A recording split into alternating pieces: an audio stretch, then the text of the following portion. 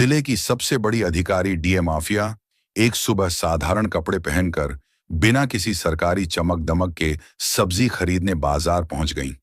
उनके चेहरे पर सादगी थी और चलने में आत्मविश्वास, लेकिन किसी ने भी यह सोच भी नहीं रखा था कि ये महिला इसी जिले की डीएम है। आफिया सीधे एक ठेले के पास रुक गईं। वहां एक लगभग 30 साल की सब्जी बेचने वाली महिला सब्जियां बेच रही थी। आफिया मुस्कुराते हुए उसे सब्जियों के दाम पूछ रही थी। तभी अचानक एक छोटा लड़का दौड़ता हुआ आया और उस महिला से गले लगाते हुए बोला, माँ मुझे स्कूल छोड़ दो, देर हो रही है, वरना टीचर डांटेंगे।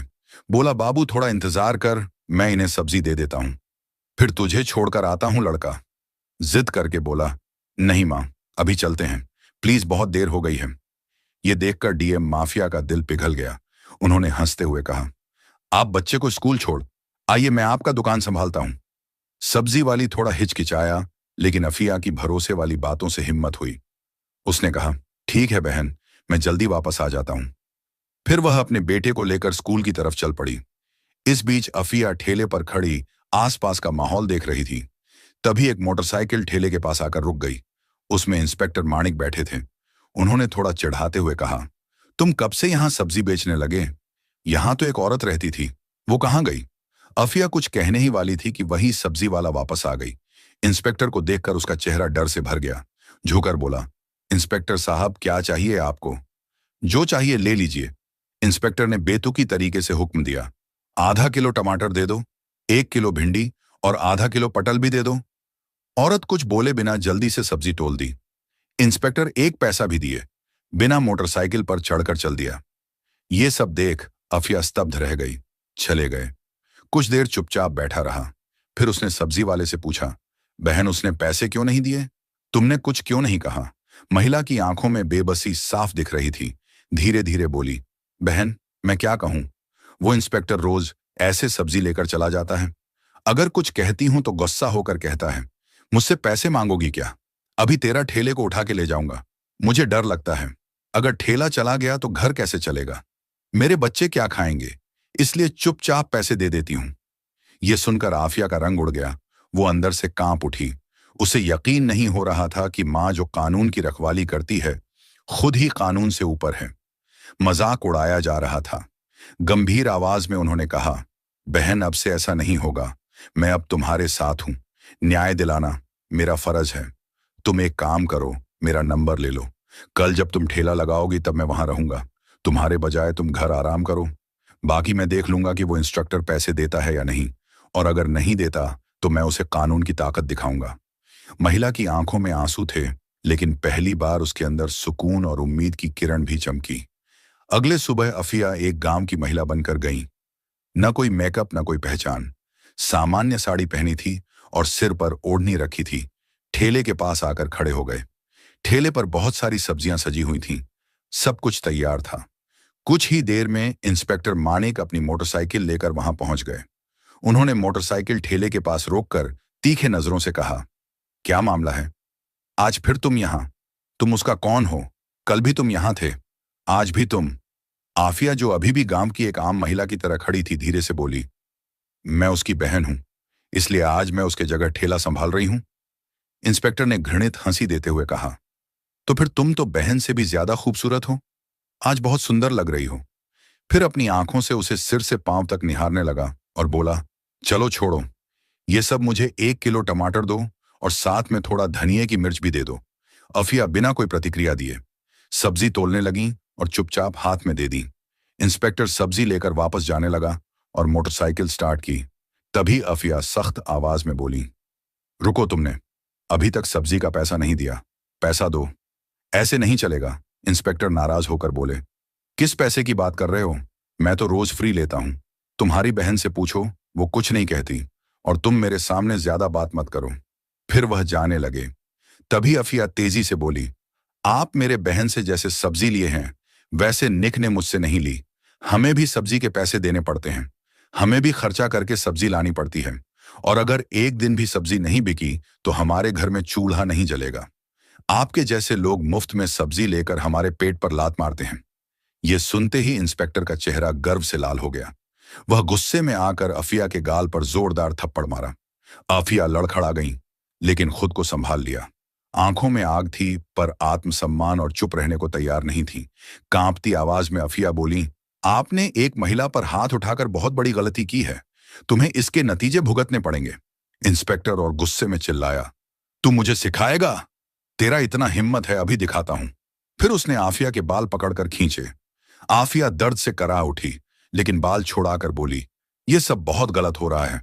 मैं तेरे खिलाफ रिपोर्ट करूंगी। तुझे सब्जियों के पैसे देने ही होंगे। लेकिन इंस्पेक्टर अपनी पद की ताकत में मदहोश था, बोला, रिपोर्ट कर। अगर तेरे में इतना हिम्मत है तो। तू एक सब्जी विक्रेता है और मैं इस थाने का इंस्पेक्टर। मैं तुझे यहीं से खरीद सकता हूं। ज्यादा बोला तो उल्टा तुझे जेल में डाल दूंगा। ये कहकर वह मोटरसाइकिल पर चढ़ गया और स्टार्ट करके चला गया। आफिया पहले तो कांप रही थी, फिर भी उसने खुद को संभाला। उसने पूछा कि ये इंस्पेक्टर कितना नीचे जा सकता है। कुछ देर ठेले के पास बैठने के बाद उसने सब्जी वाले को फोन किया और कहा, अब तुम ठेले पर आओ। सब्जी वाली आते ही आफिया चुपचाप वहां से निकल गई। घर जाकर उसने अपने कपड़े बदले और पीले रंग का सलवार सूट पहनकर एक आम औरत की तरह थाने पहुंची। थाने पहुंचकर देखा कि इंस्पेक्टर मानिक वहां नहीं था। एक हवलदार डेस्क पर बैठा था। आफिया ने सीधे उससे पूछा, मुझे रिपोर्ट करनी है इंस्पेक्टर मानिक से, और एसएचओ साहब से भी मिलना होगा। हामिलदार ने जवाब दिया, इंस्पेक्टर साहब कुछ काम से घर गए हैं और एसएचओ साहब फील्ड विजिट पर बाहर गए हैं। आप चाहें तो थोड़ी देर बैठिए। अफिया की आंखों में अब न्याय की आग जल रही थी और ये आग अब फिर बुझने वाली नहीं थी। थाने में कुछ वक्त बिताते ही अचानक दरवाजा खुला और एसएचओ आतिक राणा अंदर आए। भारी कदमों से अंदर आते ही उनकी नजर पीले सलवार सूट पहने उस आम महिला पर पड़ी, जो कोई और नहीं, खुद डिप्टी मजिस्ट्रेट माफिया थी। आतिक राणा ने सख्त आवाज में पूछा, तुम कौन हो? यहां क्यों आई हो? अफिया ने शांत स्वर में कहा, मुझे रिपोर्ट बनानी है। यह सुनकर आतिक राणा तंज कसते हुए हंस पड़े। रिपोर्ट बनानी है तो पहले कुछ खर्चा लेकर आए हो? यहां रिपोर्ट बनाने के लिए 10 से 15 हजार रुपए लगते हैं। लाए हो तो निकालो, वैसे भी तुम्हारी रिपोर्ट लिख दूंगा। यह सुनकर आफिया का चेहरा गंभीर हो गया और गंभीर आवाज में बोली, किस पैसे की बात कर रहे हैं? रिपोर्ट बनाने के लिए कोई फीस नहीं लगती। आप रिश्वत क्यों मांग रहे हैं? आतिक राणा हंसते हुए बोले, किसने कहा तुम्हारी रिपोर्ट मुफ्त बनेगी? यहां जो भी आता है अपनी मर्जी से पैसे देता है और नहीं दिया तो उसकी रिपोर्ट नहीं बनती। अब तुम्हारी मर्जी। आफिया ने गहरी सांस ली, बोली, ठीक है, ये लो 10 रुपए, अब रिपोर्ट लिखो। पैसे लेकर आतिक राणा ने पूछा, किसके खिलाफ रिपोर्ट है? आफिया गंभीर होकर बोली, इंस्पेक्टर मानिक के खिलाफ। उन्होंने एक सब्जी बेचने वाली औरत के साथ बदतमीजी की है। रोज वो उसकी ठेली से बिना पैसे सब्जियां ले जाते हैं और जब मैंने विरोध किया तो उन्होंने मुझ पर हाथ उठाया। मैं इसके खिलाफ सख्त कानूनी कार्रवाई चाहती हूं। आतिक राणा का चेहरा मुरझा गया। उनके चेहरे पर डर साफ दिख रहा था। घबराते हुए बोले, वो तो हमारे थाना के सीनियर इंस्पेक्टर हैं और वैसे भी अगर कोई फ्री में चीज देता है तो उसमें क्या बुरा है? हम पुलिस थोड़ा ऐसे ही हैं। आफिया अब सब कुछ समझ चुकी थी कि ये सिस्टम अंदर से ही सड़ा हुआ है। ये लोग सिर्फ यूनिफॉर्म नहीं पहनते, गरीबों की बेबसी का व्यापार करते हैं। वह कुछ बोले बिना चुपचाप थाने से बाहर निकल गई, लेकिन उसकी आंखों में अब आग जल रही थी। अगले दिन सुबह डीए माफिया यूनिफॉर्म पहनकर गाड़ी लेकर सीधे उसी थाने पहुंचा। उसके साथ था उसका सरकारी गार्ड। थाने के गेट पर यूनिफॉर्म में उसे देखकर पूरा स्टाफ दंग रह गया। अंदर इंस्पेक्टर मणिक और एसओ आतिक राणा दोनों मौजूद थे। उनके चेहरे पर डर साफ दिखा जब उन्होंने उस लड़की को देखा जिसे उन्होंने अपमानित किया था। लेकिन आज वह कोई आम महिला नहीं है, वह जिले की डीएम थी। घबराकर दोनों ने एक साथ कहा, आप कौन हैं और ये यूनिफॉर्म क्यों पहनी है? अफिया की आंखों में अब एक अधिकारी की गरिमा झलक रही थी। गंभीर आवाज में कहा, यूनिफॉर्म नहीं दिख रही? मैं इस जिले की डीएम अफिया हूं और अब मुझे सब पता चल गया है कि इस थाना में गरीबों को कैसे डराया जाता है, उनसे पैसे कैसे वसूले जाते हैं और कानून के नाम पर अत्याचार कैसे किया जाता है। दोनों के पैर जमीन से कट गए। घबराकर उनकी आवाज कांपने लगी। मैडम, आप क्या कह रही हैं? अगर आप सच में डीएम हैं तो फिर आईडी दिखाइए। आफिया बिना कुछ कहे अपनी बैग से सरकारी पहचान पत्र निकालकर आतिक राणा के सामने रख दिया। आईडी देखकर आतिक राणा का हाथ कांपने लगा। उसका चेहरा सफेद पड़ गया। तुरंत हाथ जोड़कर झुकते हुए बोला, माफ करना मैडम, मुझे पता नहीं था कि आप डीएम हैं। मेरी बड़ी गलती हो गई। पीछे खड़े इंस्पेक्टर मानिक भी उस समय डर गए थे। वे भी हाथ जोड़कर बोले, मैडम जी, माफ कीजिए, जो हुआ भूल जाइए, फिर कभी नहीं होगा। दोनों ऑफिसर शर्मिंदगी से सिर झुकाए खड्डी डीढ़े थे।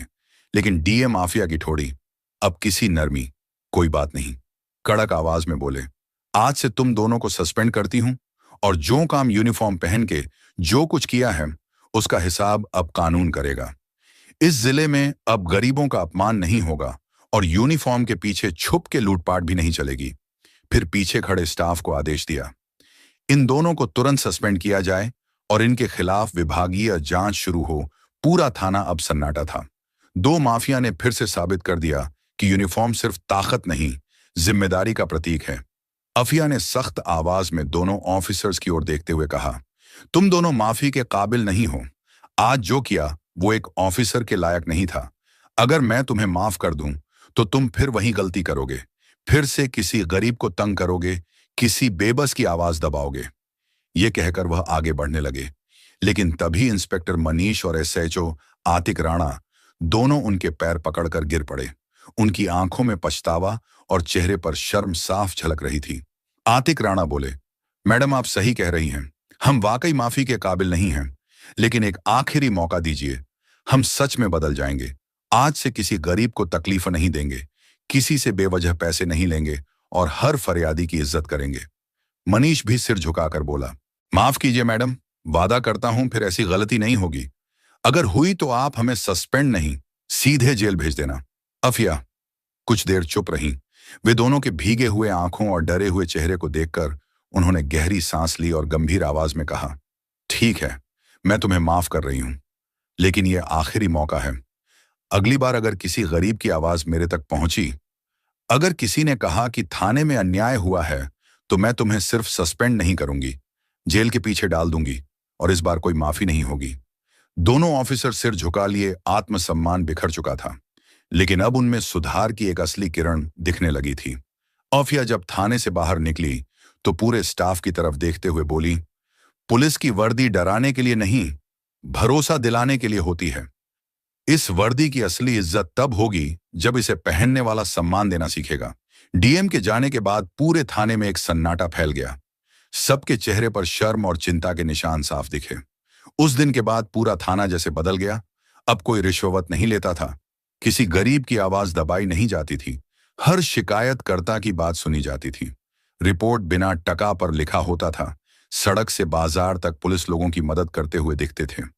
सब्जी बेचने वाली औरत भी अपने ठेले पर हंसते हुए बैठती थी, क्योंकि अब उसे कोई डर नहीं था।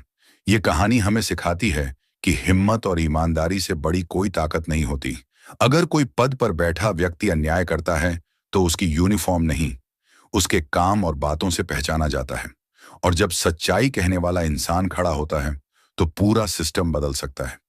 अगर आपको ये वीडियो पसंद आए तो एक लाइक जरूर दें। गरीबों की आवाज और ज्यादा लोगों तक पहुंचाने के लिए हमारे चैनल को सब्सक्राइब करना मत भूलिएगा।